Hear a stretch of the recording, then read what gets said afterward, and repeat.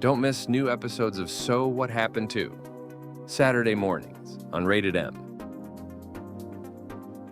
Renting video games was a core memory for many people's childhoods. For those who couldn't buy full-price games often, this is a way to try out new games without breaking the bank. In today's episode of The Spot, we're taking a look at how renting games has changed over time, and asking the question, is it still a market in today's gaming landscape?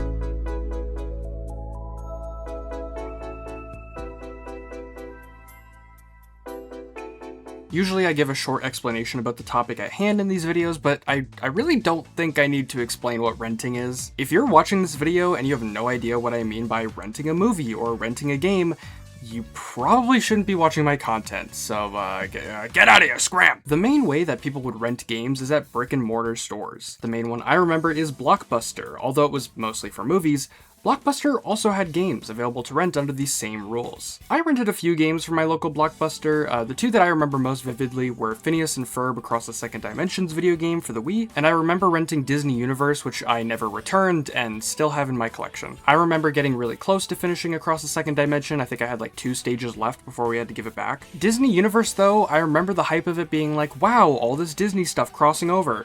And then I played it and I'm like, where's Cars? Where's Phineas and Ferb? Where's The Incredibles? I just found it to be all stuff that was before my generation that I hadn't seen at the time, so that one was kind of a disappointment in my books. Another store we had in Canada was Rogers Video, and for some reason, I don't remember this one. I saw pictures of the exterior, and maybe I've seen these before, but I don't think I ever went inside. That's another thing, I don't really remember big chains of video rental stores in Canada. I think it was just Blockbuster and Rogers Video. Americans had Family Video, but I don't know how big of a chain this was.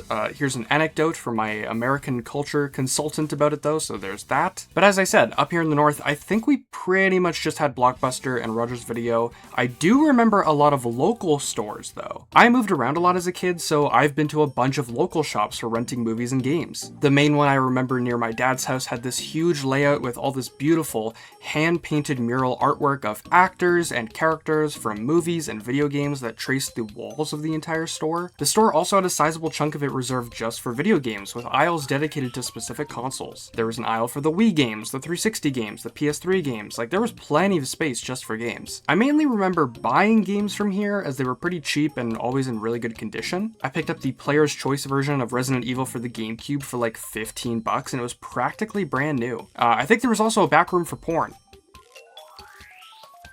Just thought I'd throw that in as a little fun fact for you guys. Another way of renting games I remember as a kid was the library. In addition to magazines and manga, I borrowed a few games as well. Epic Mickey for the Wii was one of them, and although I didn't get to play it for very long, the memory of playing it has still stuck with me all these years later. Need a new form of entertainment in your life?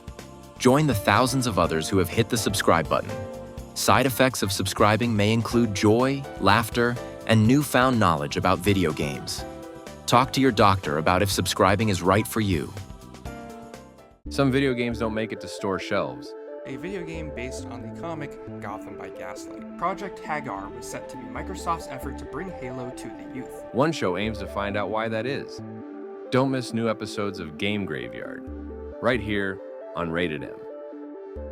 Leading up to and shortly after the 2010s, the tradition of video rental stores was fading away as digital goods became more prevalent. However, some companies tried to adapt renting physical media to align more with the instant gratification that comes with online shopping. They ditched the buildings and opted for kiosks and ordering through the mail. GameFly is the biggest company that did this. You would order games online, get them mailed to you, and then when you were done, you would send them back. They've had a complicated history that I don't think I could fully go over in this video, but unfortunately, GameFly didn't see as much success as some other companies that did a similar thing. And I think this came down to the fact that it was strictly video games, while other companies mainly focused on movies, with video games being a bonus. GameFly tried to adapt to cloud gaming for a bit, but it proved to be unsuccessful and they defaulted back to mainly being a rental service. However, now they are under new management. GameFly is still available to this day, and it seems that they've expanded to movie rentals and also letting you buy games and merchandise through them as well. I never used GameFly, but I heard about it growing up. I also don't know if it was available in Canada during like its prime years, but if there's a Canadian older than me that wants to fact check me on that, leave a comment. The main oppositions to GameFly were Netflix and Redbox. These are the two kiosk-based options, which means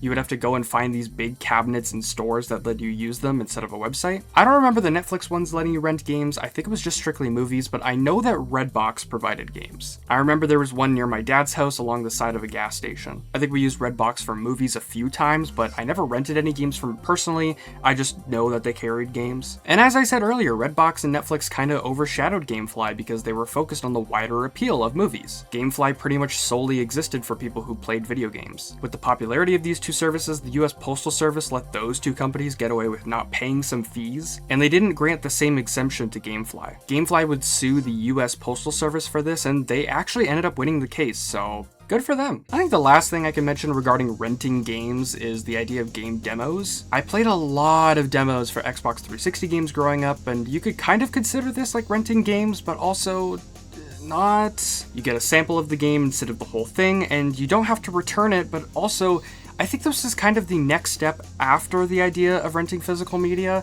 especially if you rented games specifically to try a game out before fully buying it. Game demos could honestly be their own video. There's so much history regarding how they're handled. Now, I've been saying over the course of this video that renting is a lost tradition, and you might think that digital goods are the replacement for it. There's no market for renting games today. Nobody rents video games anymore, right? Wrong. And guess what? Buying a game digitally is just renting the game, but worded differently. Yeah, this video wasn't, remember the good old days, guys, when you would rent from Blockbuster? Oh, so nostalgic. No, man, this is RatedEm. We talk about larger societal issues here. When you buy a game digitally, you are not buying the game to own it. You are essentially buying the right to download and play it, but you do not own it. You're paying for a license that says, yes, Johnny Subscriberton is allowed to access this game. Predatory EULA agreements often dupe customers into essentially purchasing the rights to download and play a game and not own it through tons of legal jargon that the average consumer just doesn't care to read. How many times have you started a new game, scrolled past that big wall of text, and just hit the confirm button? These EULAs also protect the company when they need to remove the game from digital storefronts or shut the servers down. Right now, you're paying $80 for games that could be taken away from you at any point. So yeah, renting video games is not gone,